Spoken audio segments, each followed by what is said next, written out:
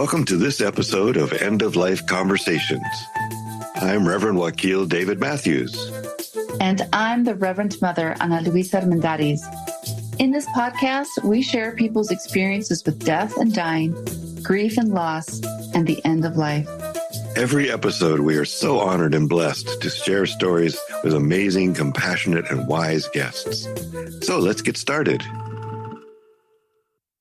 Today, we have an opportunity to share a conversation with Dr. Amelia Phillips, a Black woman working in a variety of fields dominated by white men, including engineering, information technology, and real estate. She has a wide variety of unique life experiences to draw from, starting from being raised as an Army brat with lots of twists and turns in her life. Dr. Phillips is a graduate of the Massachusetts Institute of Technology, with a BS degree in Astronautical Engineering and a BS in Archaeology, along with an MBA in Technology Management from the University of Phoenix. She completed her PhD at the University of Alaska Fairbanks in Computer Security. After working as an engineer at the Jet Propulsion Laboratory and at TRW, Amelia worked with e-commerce sites and began her training in computer forensics and investigations. She has also managed rock bands, worked on an assembly line, has been a real estate broker, computer consultant, and hard money lender. She has designed certificate, AAS, and BAS programs for community colleges in e-commerce, network security, digital forensics, and cybersecurity. She was a Fulbright Scholar at the Polytechnic of Namibia and returned there over the course of more than a decade as they grew to become the Namibia University of Science and Technology, or NUST. She later served as a Fulbright ambassador and as a Fulbright specialist. Amelia continues to work with NUST on a variety of projects and curricula. Wow, what a amazing story so far. Yeah, what an intro. I'm in awe and honored that you are here with us, Amelia. Yeah. Well, thank you for having me. I really appreciate it. Yes. We always like to start with this question. When did you first become aware of death? Wow. I became aware of death when my mother died in a car crash. I was 8.5 years old, and it just threw my life into a tailspin. I woke up into a nightmare. My father had been on TDY, temporary duty assignment, elsewhere, and he was called home to where we were. I remember him saying that my older brother tried to crawl into the casket with my mother to hug her, and so he wouldn't let me and my little brother see her. And part of me just didn't want to believe that she was gone. And in those days, people could be just miles away and you would never know because, the internet didn't really exist in those days. And someone could be 10,000 miles away, perfectly well and happy.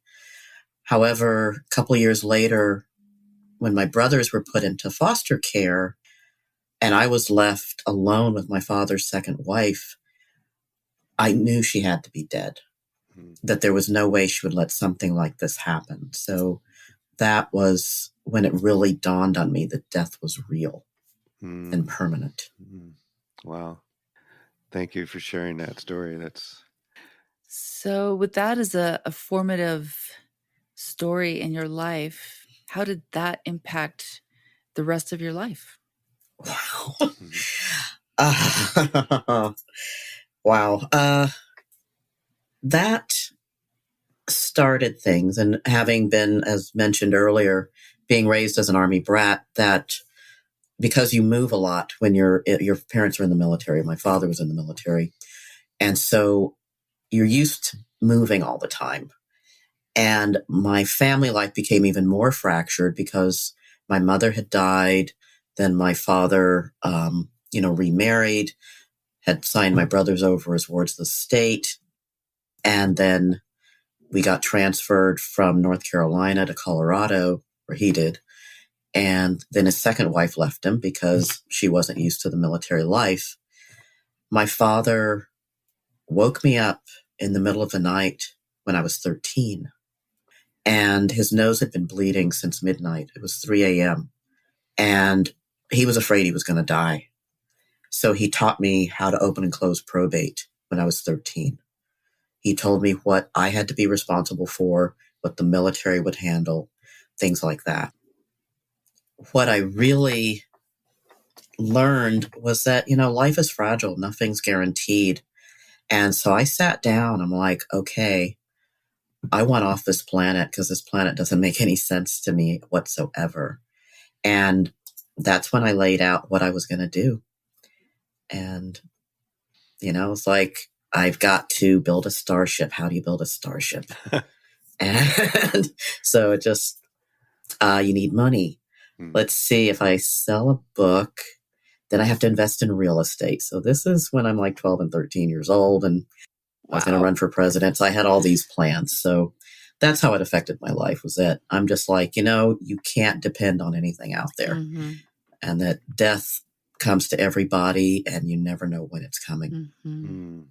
Wow. So. Wow. Well, I just need to take a moment, and I'm breathing in all that 12, 13 years old child who began this trajectory in your life to build your starship. And I honor your path, Dr. Phillips. It's been a real one. Thank you. Thank you so much. Since this is about end of life, looking at sort of the African American view of the end of life, I got to watch, like, when all this was going on, my great uncle Frank and great aunt Bee passed away. And they used to live up the street from us when my mother was alive. They were related on my father's side of the family. But one died, and then the other died 6 months later. And you're like, you start to notice that couples that have been together for 40 and 50 years, tend to die very closely in time with each other. And so that was just one of the observations.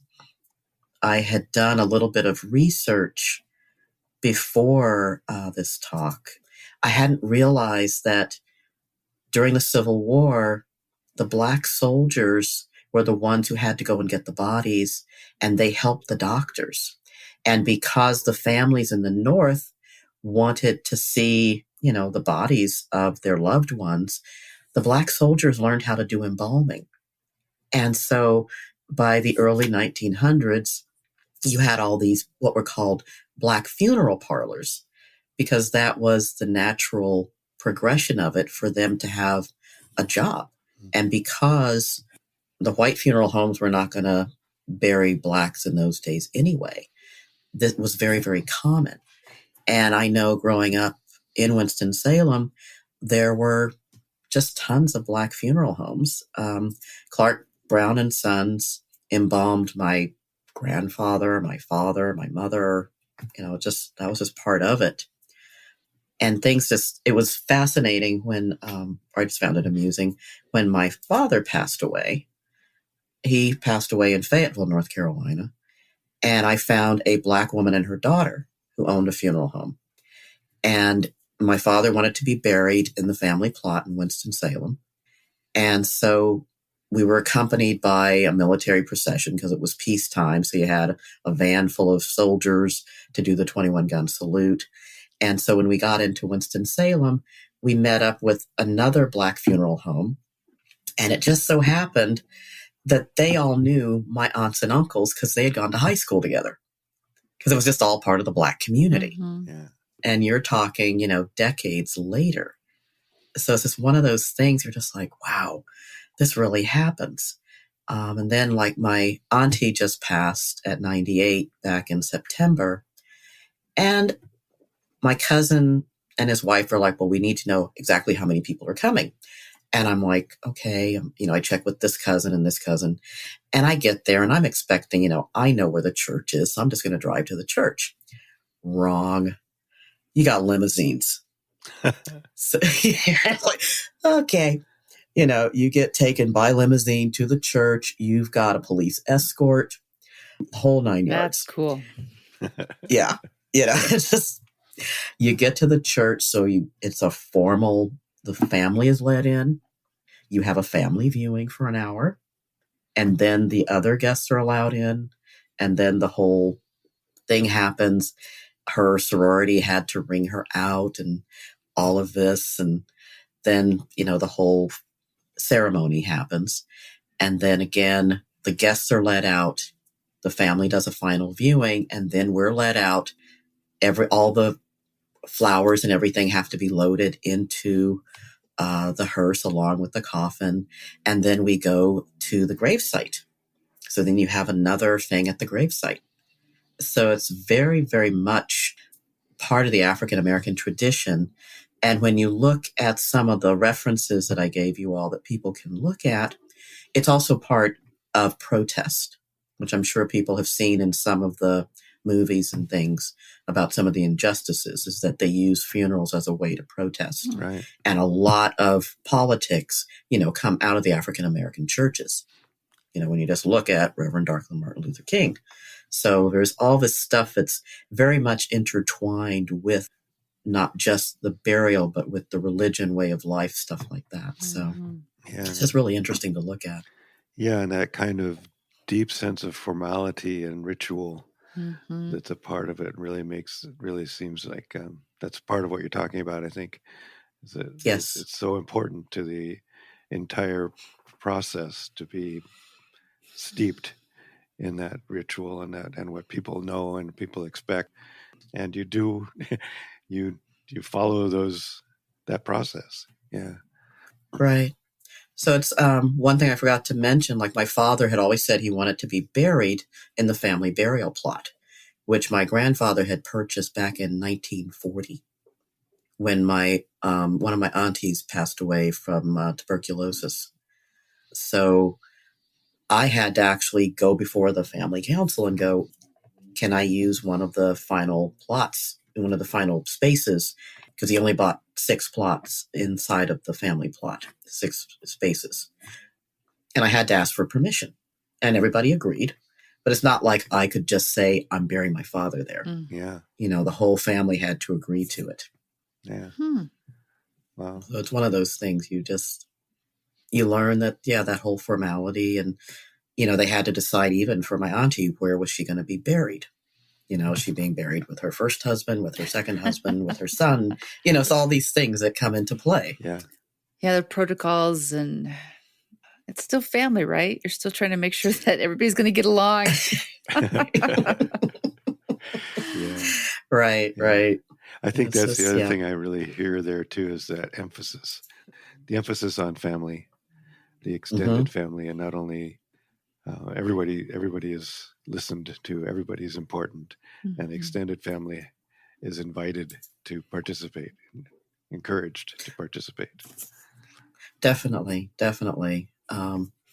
It was so cute at my auntie's funeral because I was on the program, and then my second cousins, her grandchildren weren't sure if her great grandson wanted to talk or not.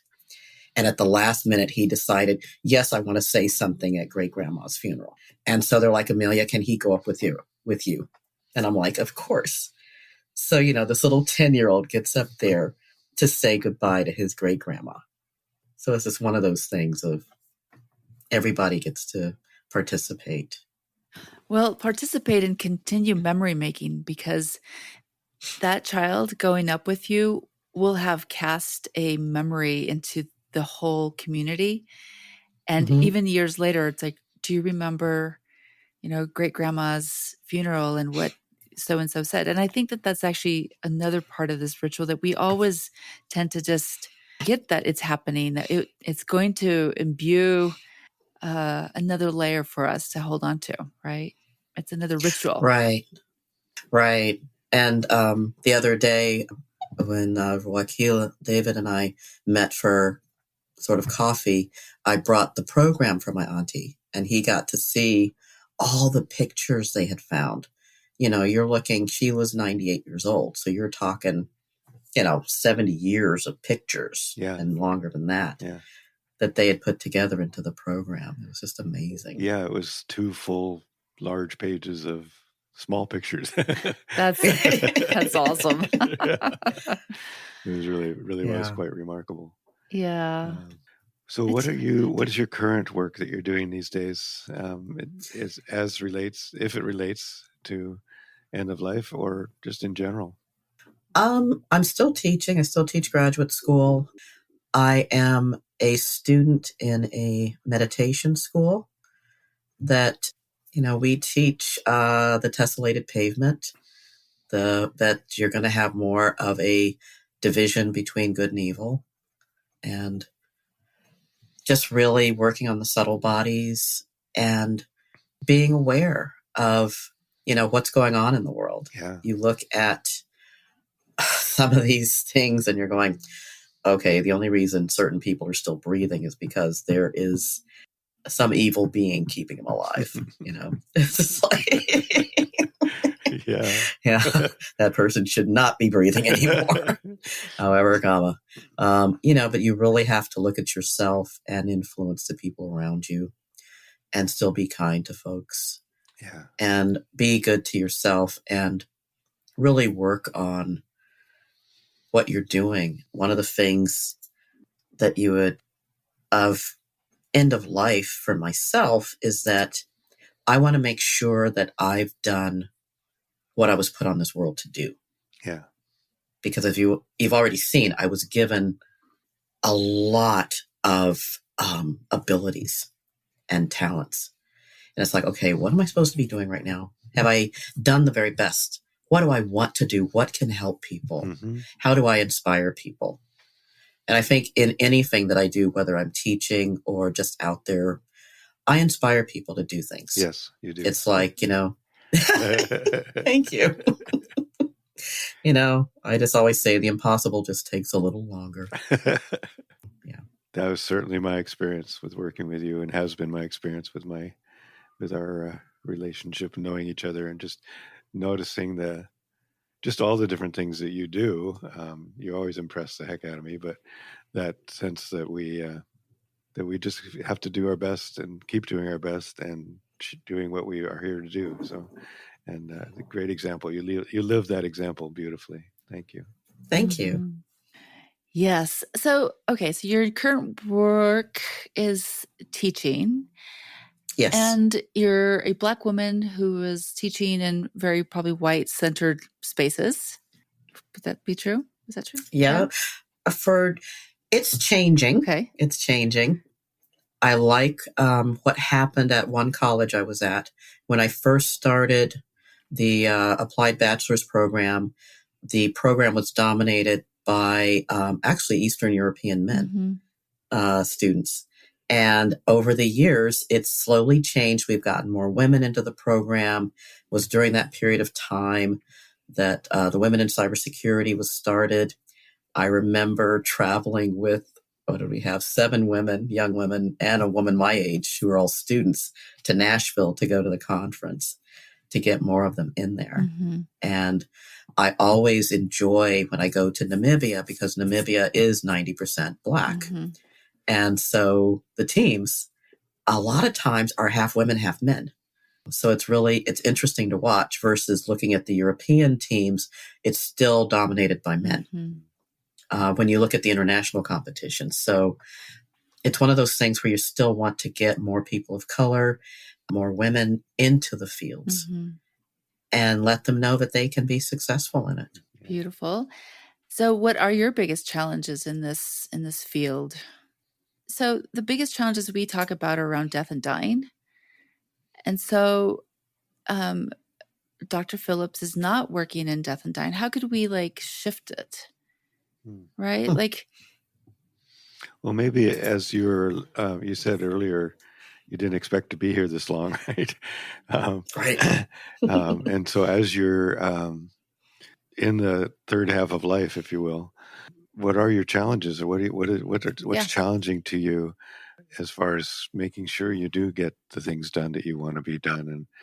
And what kind of, I guess maybe that's the way to hold it, including, the challenges that you face in your work, because those certainly affect whether you can get the things done you hope to do, right?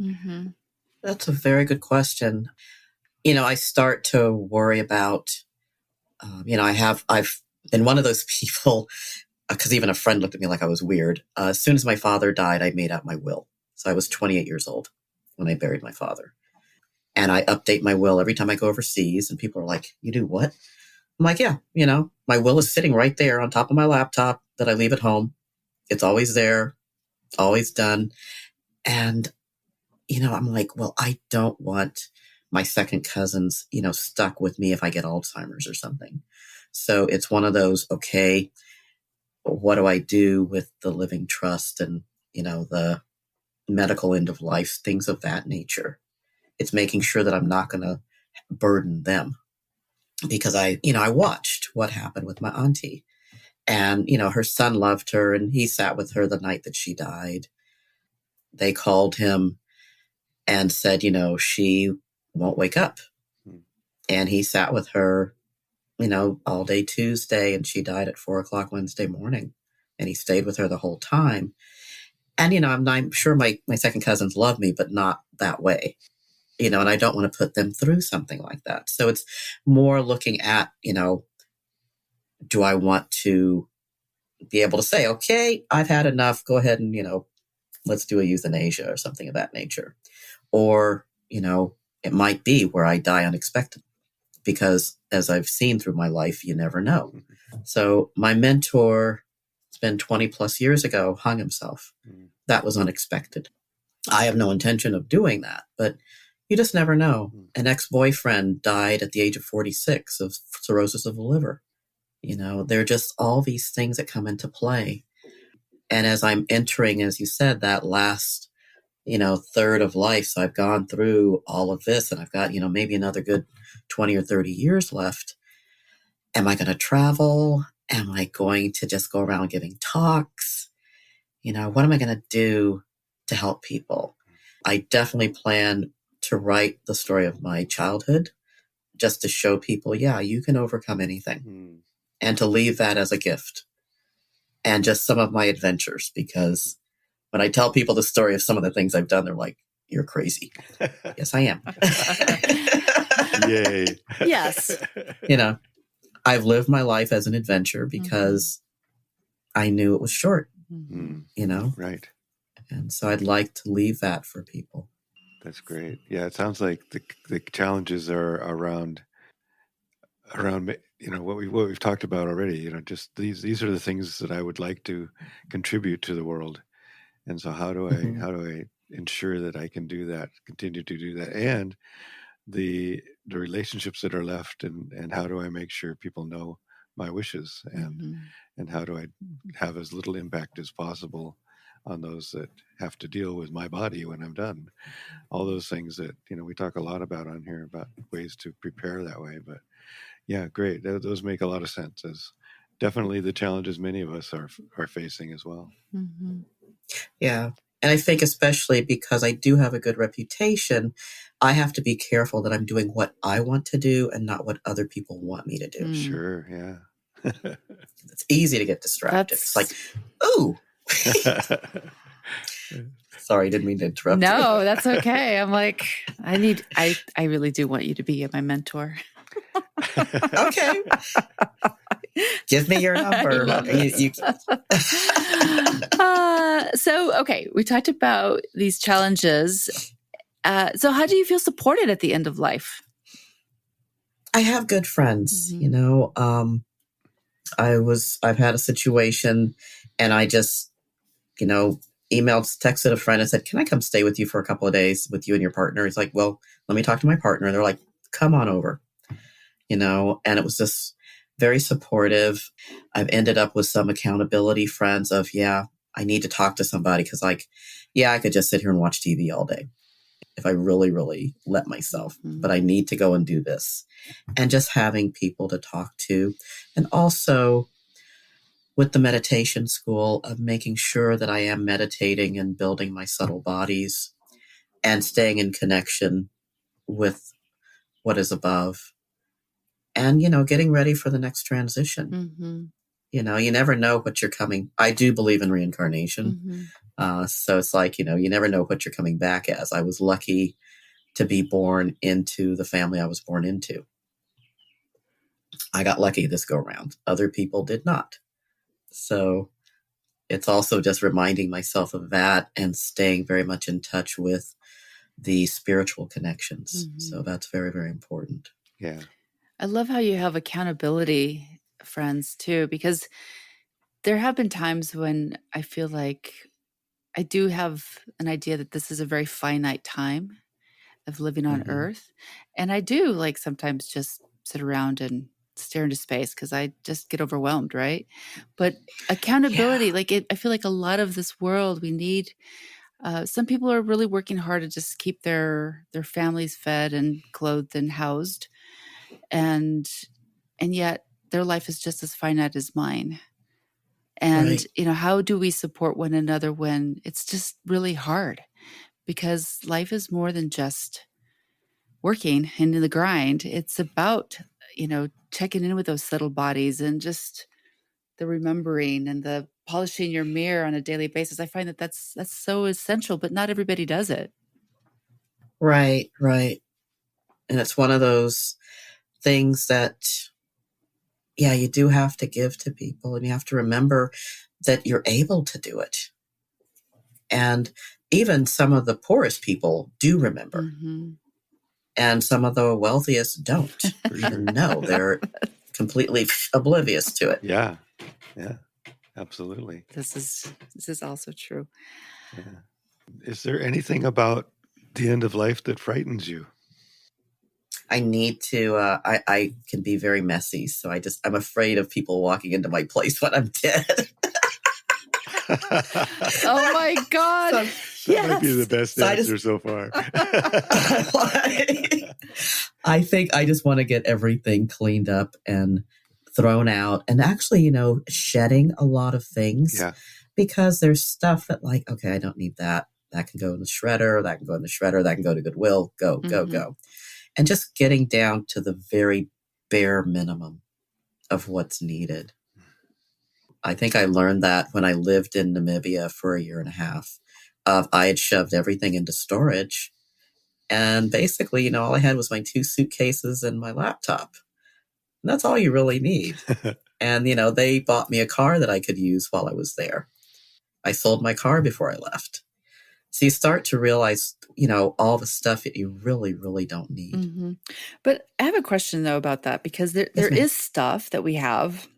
Mhm. I have lots of stuff too.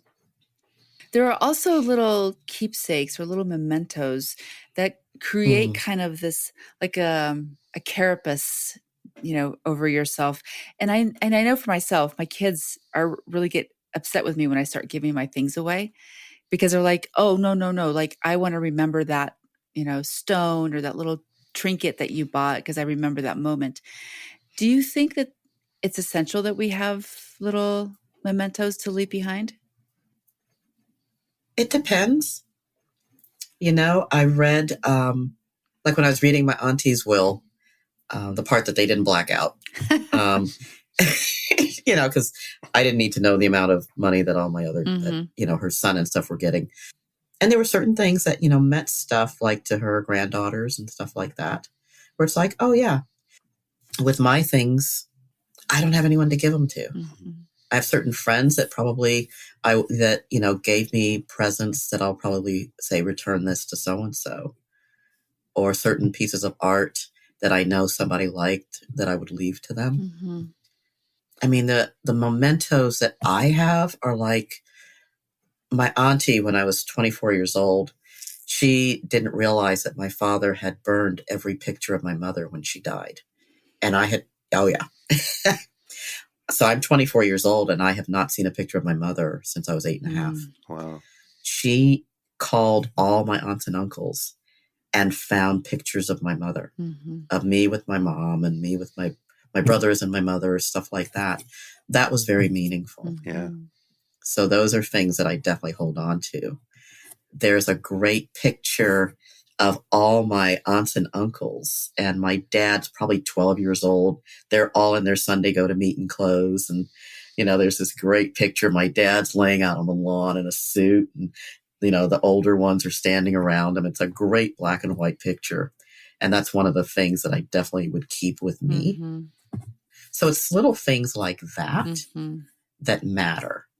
The other stuff, my music collection is great. I still have all my LPs from way back when, when I was in high school. But yeah, it would be little things like that that are meaningful. Well, and you talked about the story of your life that you want to complete, and that would definitely be a gift to probably a lot more people than just your family. But so yeah, those kind of things. Whenever we think about stuff, all this stuff, there is that question that comes up, well, this means a lot to me. Who else would it mean a lot to, or will it mean a lot to anybody, or is it just goodwill? Right. Well, having, when my dad was dying and I was sitting there because he got hospitalized in September and he didn't pass away until January. So once I had signed the do not resuscitate order and I'm sitting there in the house going through everything and going, okay, this I'm going to ship home. This goes to Goodwill. And then when the auctioneer came in and he's like, you're not going to get more than $100 for that. The only thing that was worth anything was the piano, to other people. Right. And that's when I quickly learned how useless things are. Yeah. And also as a military brat, growing up military, you can't carry that much stuff with you anyway. Sure. So yeah, it's just really something to consider of there's just things. It's the people and the relationships, both with the people, humans, and with your spiritual relationships are the things that really matter. Right. I'm just thinking back to, I think it was a year or two ago that I read in the New York Times, there was an article from a couple, an older couple in DC, and they were having this thought too. They went through their home and they cleaned out all the stuff that they knew, could go to Goodwill and refugee centers and et cetera. But what they ended up doing, which I actually really love, is that everything that was left in the house, I think they actually might have had a child or two and the children came in and picked what they wanted, but they invited all their friends and neighbors to just wander through the house and pick whatever you want and take it with you. You're done. We're done. Like, don't worry about it. And there wasn't a moment of like imminent death for either one of them, but they're like, we don't want this to go to the trash for people, because some of these things you'll love. And I'm thinking back to last week, Wakil and I interviewed a very lovely young woman who talked about living more in the collective and having more people in your life to like hold you during transitions and thresholds that you pass over. And she's like, I am committed, as difficult as it is to live in community, I want to live with other people and be in relationship with them. And it occurs to me that I do have a lot of art supplies and whatnot, right? There's things that other people could benefit from, but there's also a lot of really sweet little trinkets that I would be delighted to invite all my friends and just be like, go through the house and pick that one little thing that you really love and think of me. Like, I have friends in their 30s. So, if I died at 90, they'd still be in their 60s and, they could still have more time to enjoy it. So, I do want to honor that it is difficult to be aware that at the end, somebody's going to have to take care of all of this stuff. And at the same time, some of these things can be very meaningful to people that we don't assume would be interested. Or create a little art piece out front and say, how they have little libraries around Denver. There is a little gallery and people like put little trinkets in there and you can go through. And there's another woman down the street who puts like art supplies as well. So I'm always like, what's in there? So, I think we have to start learning how to gift freely. Yeah. That's a great idea. Yeah. I love that. We talk in our class about one idea is the death party, right? Where you sit around and get together the people who are going to be dealing with you when you're gone, and talk about that. Talk about what your wishes are and make sure everybody's on the same page and do that on a regular basis. But I love the idea of a community gathering to clean house. There's got to be a great way we could honor that, name that, and add that to the list of things you could do. Just everybody I know, everybody I love, everybody, just neighbors. Right. Well, it's also, as eco chaplains, like that the resources are finite. Stuff is, and as somebody who collects a lot of textiles, textiles are so precious to me. They're made once, and then that design may never happen again, ever, right? And so the fact that we very pointedly say, these have been created, these may never come through again. If it delights your heart and fills your soul, the earth has given this to me for a time being to hold on to. Now it's your turn. Yeah. That's very, very true. Now you remind me of my cousin one time had come over when I was living on Lower Queen Anne, and she was like, she couldn't figure out my artwork. She's like, it doesn't go with, she's like, what is all this stuff? And she's like, oh, these are from places you've visited over the years. And I'm like, yes. And then probably about 6 or 7 years ago, I picked certain key pieces of art that I had purchased. One I purchased on an island off of Madagascar. Another I purchased in Cape Town, and all the colors tie together. Another had been an artist out of Kenya who was at Bumper Shoot here in Seattle. And so when people walk in, the color from one piece is there, but they all sort of tie together in the color flow of the house. Wow. Beautiful. And so just that type of thing where I'd like people to appreciate and be able to come in, and when I pass, if you like this piece of art, please take it, because this is where it came from. It's not something you're going to run across everywhere. Well, wonderful ideas. Thank you, Amelia, for getting us here. It's really been great. Oh, thank you for having me. Yeah. We do have the last question, I guess. Certainly. Which is, what do you wish we had asked?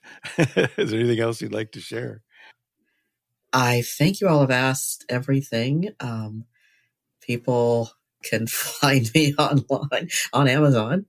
But it's just, wow. I think you've asked me everything, because that whole thing of the last 20 to 30 years, when you've already passed, the whole pinnacle, and you're looking at the end, and you know that it's shorter than what you've already done. Right. Hey, how do you make the most of it? How do you go out with a bang? 100%. I think was it our last episode, the last interview? She said she wanted to go out in a convertible. That's right, like hit by a deer truck, John Deere truck, or something. A beer truck. Oh, beer. She did. Yeah, I love it. Yeah. Wow. Well, it has been really great talking to you, Amelia, and I really appreciate you, all that you do, and all you have done, and all you will do. So thank you. So hopefully, who knows, I may one day actually be able to go out into outer space before I die. I don't doubt that about you. Yeah, that would be so good. If anybody deserves it. Thank you. Better than the billionaires who are plopping down $100,000 to go up and float and come back. Oh gosh, yeah. No, that I really did want to be an astronaut, and I applied the minute I was eligible. I started applying. Nice.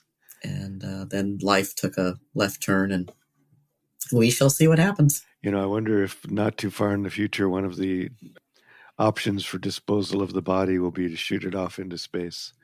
That would be interesting to figure out how to do, because they're doing the composting now. Yeah. How do you do composting in space? Yeah. So, good question. All right, another job for us to work on. Okay. Thank you so much for having me. I really appreciate it. It's a real pleasure. And now, as we do on every one of our episodes, we have a poem that is shared by our guest. And today, Dr. Phillips has shared a poem called A Little Poem by Portia Nelson. And it's The Hole. Thank you. Chapter 1. I walk down the street. There's a deep hole in the sidewalk. I fall in. I am lost. I am helpless. It isn't my fault. It takes forever to find a way out. Chapter 2. I walk down the street. There is a deep hole in the sidewalk. I pretend that I don't see it. I fall in again. I can't believe I'm in the same place. But it isn't my fault. It still takes a long time to get out. Chapter 3. I walk down the same street. There is a deep hole in the sidewalk. I see it is there. I still fall in. It's a habit, but my eyes are open. I know where I am. It is my fault. I get out immediately. Chapter 4. I walk down the same street. There is a deep hole in the sidewalk. I walk around it. Chapter 5. I walk down another street. I love this. Yes. Oh, So great. it's a habit. Whoa. Wow, is that life? It That is. so much about our lives, So. isn't it? Thanks. Yeah. Well, once again, thank you, Amelia, so much Likewise. for joining us. It's been a real pleasure. Thanks so much for joining us on the End of Life Conversations. We appreciate you and look forward to sharing our stories. Thanks to my daughter Lucero and Nico Rush, who have cheerfully assisted us as our editors and tech support. Additional resources, transcript of this episode, and links to our social media will be in the podcast notes. Yeah, thank you so much. And please subscribe, tell your friends, follow us on social media, and consider supporting us through Patreon. We want to acknowledge that the music we are using was composed and produced by Charles Heastand.